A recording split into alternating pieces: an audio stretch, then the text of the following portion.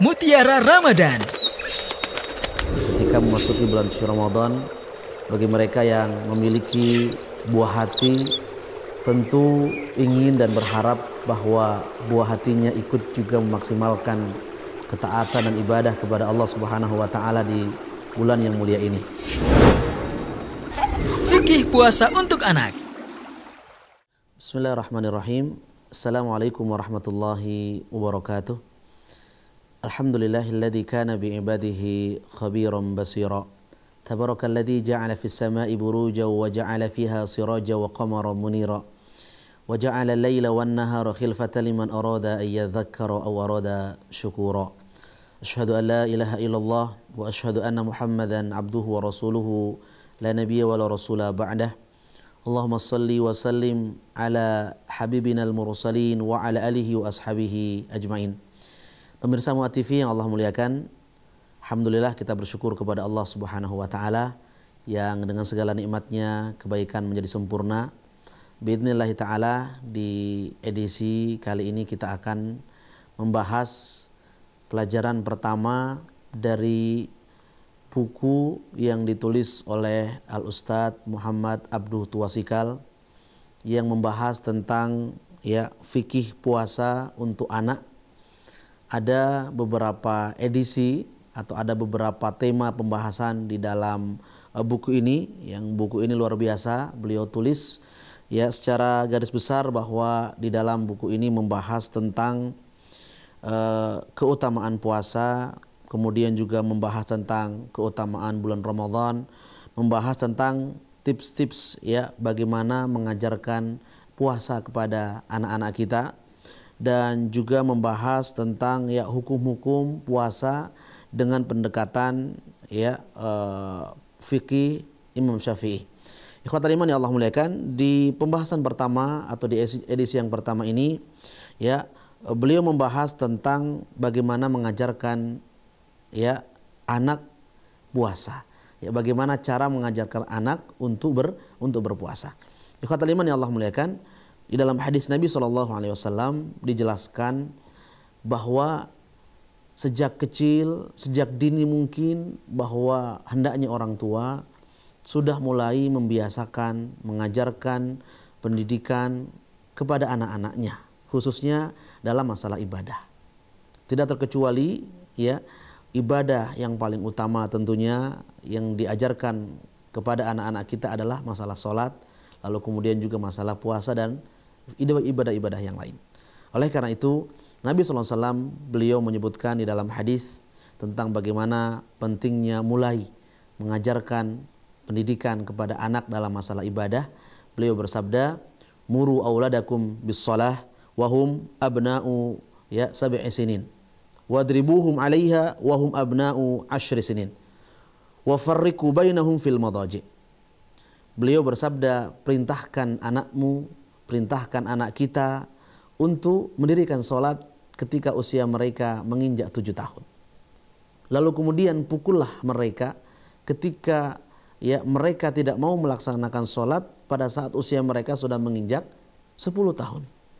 Lalu kemudian beliau juga mengajarkan kepada kita wa farriqu bainahum fil madaji', dan pisahkan mereka dari ranjang-ranjang kita. Pisahkan ranjang-ranjangnya.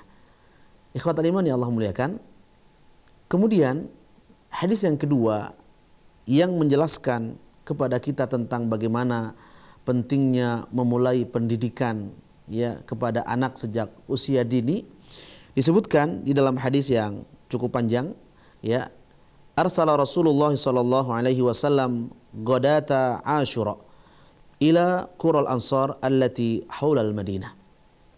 Rasulullah sallallahu alaihi wasallam beliau mengirim seorang utusan di siang hari di hari Asyura, yakni tanggal 10 Muharram, ke desa-desa di kalangan kaum Ansar di sekitaran Madinah untuk mengumumkan. Kemudian beliau mengatakan, man kana asbaha shaiman falyutimma saumahu wa man kana asbaha muftiran falyutimma baqiyata yaumihi. Bahwa barang siapa yang telah berpuasa sejak pagi, maka hendaklah dia menyempurnakan puasanya. Dan barang siapa yang sejak pagi ya tidak berpuasa, maka hendaklah ya dia berpuasa pada sisa harinya. Kemudian setelah itu kami berpuasa, disebutkan di sini fakunna ba'da dzalika nasumuhu. Lalu kemudian setelah itu kami berpuasa, ya, wa nusawwimu sibyanana as-sighara minhum insyaallah. Wa nadhhabu ilal masjid fanaj'alu lahum al-lu'bata minal ihni. Fa idza baka ahaduhum 'ala ta'am a'tainaha iyyahu 'indal iftar. Kemudian kami membiasakan anak-anak kami ya untuk berpuasa, anak-anak kecil kami untuk berpuasa insyaallah.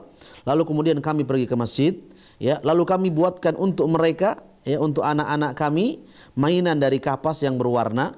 Manakala mereka menangis karena rasa lapar, ya, akibat puasa yang ditahan, maka kami mendiamkan mereka dengan memberikan permainan tersebut. Ikhwatal iman yang Allah muliakan, kedua hadis yang mulia ini menjadi landasan tentang anjuran bagi orang tua, bagi ayah dan bunda untuk kemudian mulai melatih anak-anaknya, melatih buah hatinya dengan ya membiasakan diri melakukan ibadah, khususnya dalam masalah sholat, ya, kemudian juga dalam masalah puasa. Nabi SAW ya betul-betul mengingatkan para orang tua di usia 7 tahun itu sudah harus dilatih. Seorang anak dilatih untuk belajar sholat. Tentu kita ajarkan bagaimana bacaan sholat, bagaimana gerakan sholat, dan bagaimana ya pembatal-pembatalnya, seluruh rangkaian ibadah sholat yang sempurna seperti apa. Tentu ini menjadi tanggung jawab kedua orang tua di usia 7 tahun. Ya, bagi anak laki-laki ya sudah mulai diajarkan, diajak pergi ke masjid untuk dilatih sholat berjamaah. Pada saat usia 10 tahun dan mereka belum mau mengerjakan sholat, maka di antara konsep pendidikan yang dicontohkan oleh Nabi adalah memukul. Jadi boleh memukul untuk anak-anak kita, namun perlu digarisbawahi adalah pukulan yang tidak melukai. Pukulan yang tidak melukai, pukulan bukan karena emosi, tetapi pukulan yang bisa membuat mereka terpacu untuk melaksanakan ya sholat atau melaksanakan ibadah. Lalu kemudian ya di usia tersebut, di usia 10 tahun juga merupakan konsep yang telah diajarkan oleh Nabi SAW adalah memisahkan mereka dengan ranjang kita. Tidak lagi tidur bersama orang tua. Kalau misalnya mereka punya saudara perempuan, ya, kakak adik perempuan juga sudah mulai di usia 10 tahun dipisahkan tempat tidurnya. Jangan lagi tidur bersama. Ini merupakan konsep pendidikan Nabi SAW. Lalu kemudian juga ya di usia seperti itu 7 tahun ya ini juga sudah mulai dibiasakan untuk mengerjakan saum. Apalagi saat ini kita sedang berada di bulan Ramadan, tentu sekali lagi kita berharap anak-anak kita juga mendapatkan ya mendapatkan keutamaan bulan Ramadan ya, dan juga ini sebenarnya bagian daripada tarbiyah imaniyah, pendidikan iman yang kemudian akan memudahkan dia ketika nanti tumbuh dewasa. Ketika sudah balik, ketika sudah masuk dalam kategori mukallaf, telah terbebani syariat, maka buah hati kita sudah terbiasa melaksanakan puasa. Tidak lagi sulit untuk mengerjakan puasa. Maka ikhwatal iman yang Allah muliakan, ya, di sini disebutkan bahwa ketika Ramadan tiba, maka anak-anak dari kaum Ansar ya telah dilatih oleh ayah dan bunda mereka untuk mengerjakan puasa. Ya, bagaimana tipsnya? Mari kita lihat. Yang pertama, ya, para ayah dan bunda ajarkan kepada anak-anak kita tentang keutamaan puasa. Ya, ini adalah merupakan sebab ya yang dapat membuat anak kita termotivasi untuk mengerjakan puasa. Ya, ajarkan kepada mereka bahwa puasa merupakan sebab ya yang dapat memudahkan seorang masuk ke dalam surga. Jelaskan kepada mereka bahwa di surga ada pintu khusus yang disebut dengan babur royan, pintu royan yang tidak dimasuki kecuali orang-orang yang berpuasa saja. Kemudian tips yang kedua, ya, membiasakan mereka ya sebelumnya untuk berpuasa seperti puasa beberapa hari di bulan Sya'ban. Ya, membiasakan mereka melaksanakan saum sebelum memasuki Ramadan.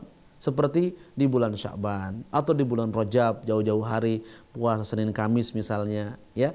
Atau ya walau kemudian puasanya tidak full. Ya, atau orang biasa menyebutnya dengan puasa setengah hari. Nah, ini di tips yang ketiga. Kita lihat tips yang ketiga. Puasa pada sebagian siang. dan menambah waktunya sedikit demi sedikit seperti sebagaimana yang sering kita kenal ya, puasa setengah hari atau puasa beduk kalau orang Jawa bilang seperti itu. Jadi anak kita kalau belum kuat ya, maka dia hanya puasa sampai setengah hari. Kemudian besok ditambah mungkin sampai jam 1, besok ditambah lagi sampai jam 2 dan seterusnya. Harapannya kemudian ada waktu di mana dia bisa menyempurnakan puasanya. Ya, bertahap. Kemudian yang keempat, ya, mengakhirkan sahur sampai di akhir malam. Jadi ketika kita sahur sebagai orang tua, usahakan sahurnya ya di akhir malam, betul-betul menjelang sudah di akhir waktu bersahur. Jangan kemudian kita sahur di jam 3 atau sahur jam 1, jam 2 sehingga pada saat pagi anak-anak sudah lapar. Ya. Hikmahnya, di antara hikmahnya tentu ini merupakan sunnah Nabi yang pertama, tetapi yang kedua di antara hikmahnya dalam pendidikan anak, ketika kita mengakhirkan makan sahur ini memudahkan anak kita sehingga pagi-pagi ya belum begitu terasa lapar. Ya, ini bagian daripada hikmah yang lain. Walau kemudian tentu mengakhirkan sahur adalah bagian daripada sunnah Nabi Shallallahu Alaihi Wasallam. Kemudian tips yang berikutnya adalah yang kelima. Bagaimana orang tua hendaknya menyemangati anak-anak kita untuk berpuasa dengan memberikan hadiah. Ketika mereka berhasil menyelesaikan satu hari full puasa, maka kita berikan hadiah. Atau mungkin kita janjikan kalau misalnya Ramadan ini ya bisa 15 hari full atau berapa hari tergantung ya, tergantung kondisi tentunya, maka kita berikan hadiah. Hadiahnya tentu hadiah yang membuat anak kita semangat lagi untuk melaksanakan ibadah. Kemudian tips yang keenam ya, ajak anak-anak kita untuk ikut menyiapkan menu berbuka ketika sudah waktunya menjelang waktu berbuka. Kita ajak agar kemudian merasakan bagaimana suasananya sore hari, bagaimana suasananya gembiranya orang yang hendak berbuka. Karena memang Nabi SAW mengatakan seperti itu. Ya, lis-shaimi farhatan. Bagi orang yang sedang berpuasa ada dua kebahagiaan. Farhatun inda fitrihi wa farhatun inda liqa'i rabbih. Berbahagia pada saat dia hendak berbuka dan berbahagia ketika dia nanti bertemu dengan Allah Subhanahu wa taala karena disiapkan pintu khusus, disiapkan kedudukan khusus, pahala khusus bagi orang yang berpuasa. Dan jangan lupa, ya, kebahagiaan yang Allah segerakan adalah berbahagia ketika menjelang berbuka. Orang yang sedang berpuasa menjelang berbuka itu ada kegembiraan, kebahagiaan tersendiri yang Allah susupkan ke dalam hatinya. Maka ajak anak-anak kita juga untuk ikut menyiapkan menu berbuka sehingga ikut merasakan kebahagiaan itu. Kemudian tips yang berikutnya adalah yang ketujuh, ya, kita sanjung mereka, kita puji mereka di depan keluarga pada saat berbuka. Masya Allah, ya, fulan misalnya siapa namanya, kita katakan hari ini sudah berhasil menyelesaikan puasa sampai jam 2, mungkin sampai jam 3, mungkin selesai hari ini, Masya Allah. Kita berikan pujian, telah berhasil. Kemudian berikutnya adalah yang kedelapan. Tips yang kedelapan adalah mendorong semangat, ya, berlomba-lomba apabila mempunyai banyak anak. Nah, ini khususnya bagi para ayah dan bunda yang memiliki banyak anak. Anggaplah anaknya mungkin ada 10, ya kan? Kemudian ada yang sudah dewasa, yang sudah balik, yang memang wajib puasa, mungkin ada juga yang belum. Maka ya kita motivasi, kita ajak mereka untuk berlomba-lomba. Karena memang ibadah itu ya nominalnya adalah perlombaan. Oleh karena itu Allah Subhanahu wa taala mengatakan fastabiqul khairat. Berlomba-lombalah kalian dalam kebaikan. Jadi ajak mereka untuk berlomba. Kemudian tips yang berikutnya adalah ya, diutamakan agar sang ayah mengajak anak-anaknya khususnya setelah asar ke masjid untuk ikut sholat, menghadiri pengajian, tetap di masjid untuk membaca Al-Qur'an, berzikir kepada Allah Subhanahu wa taala. Ya, ini juga adalah di antara perkara yang dapat melatih anak-anak kita terbiasa. Jadi di siang hari mungkin ada kajian-kajian kita ajak, ya, sehingga anak-anak kita terbiasa untuk melaksanakan saum di siang hari Ramadan. Berikutnya ikhwatal iman yang Allah muliakan, ya, tips yang selanjutnya adalah melalaikan rasa lapar dengan tidur atau dengan mainan mubah yang tidak memerlukan tenaga. Ya, seperti tadi dalam hadis disebutkan ketika mereka menangis karena lapar diberikan mainan kapas yang berwarna. ya tentu mainan mubah yang tidak melalaikan. Ya, jangan main game, karena main game ini adalah mainan yang melalaikan. Bahkan di situ ada terkadang animasi-animasi aurat-aurat yang nampak. Ya ini justru berbahaya. Ya ini hati-hati. Atau juga jangan kita berikan mainan nonton televisi, karena di televisi ini ya banyak perkara-perkara yang justru dilarang. Misalnya pakaian auratnya terbuka, ya kan? Bagi anak-anak kita ini justru berbahaya, bahkan bisa mengurangi pahala puasa kita. Ikhwatal iman yang Allah muliakan.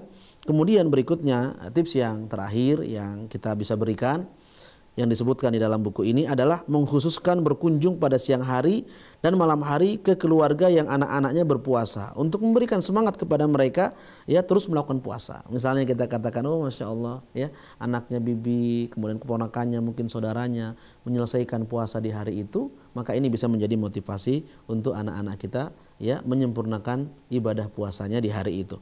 Ikhwatal iman yang Allah muliakan, namun yang terakhir perlu menjadi perhatian bagi para ayah dan bunda manakala ya terlihat dari raut wajah anak-anak kita kondisinya yang sangat lemah ya, kemudian mungkin merasa sakit atau kemudian ya memang berat untuk dia menyempurnakan puasanya di hari itu, maka tidak mengapa untuk kemudian segera dia membatalkan puasanya lalu kemudian dia berbuka ya, karena agar tidak menjadikan diri anak kita ya tidak menjadikan dirinya benci terhadap ibadah puasa karena menyakitkan. Ini yang harus menjadi perhatian kita para orang tua. Atau agar melatih anak-anak kita untuk tidak berbohong. Jangan sampai karena takut kepada kita sebagai orang tua anak kita bisa sakit, atau yang kedua dia jadi benci dengan ibadah puasa karena menyulitkan, atau bisa jadi dia ya karena ingin terlihat mampu menyempurnakan ibadah puasa maka dia berbohong. Mungkin tanpa sepengetahuan kita dia minum dan seterusnya. Maka ini adalah perkara yang justru memadorotkan. Maka oleh karena itu ya kita anjurkan, kita latih dengan tips-tips yang telah kita sebutkan ya, sehingga betul-betul anak-anak kita perlahan step by step bisa kemudian terbiasa dengan ibadah puasa yang masya Allah pahalanya sangat besar ini. Ini tips yang dapat kami sampaikan di sesi yang pertama. Mudah-mudahan bisa memberikan pencerahan untuk kita para ayah dan bunda di rumah sehingga anak-anak bisa maksimal dan terbiasa melaksanakan ibadah yang mulia ini. Hadanallahu wa ayyukum ajmain. Wassalamualaikum warahmatullahi wabarakatuh.